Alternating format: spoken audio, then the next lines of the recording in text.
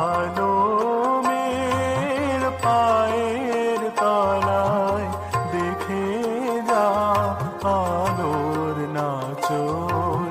কালো মের পায়ের তলায় দেখে যা আলোর নাচন। রূপ দেখে দেয় বুক পেতে শিব, মায়ের রূপ দেখে দেয় বুক পেতে শিব। যার হাতে মরণ বাঁচন।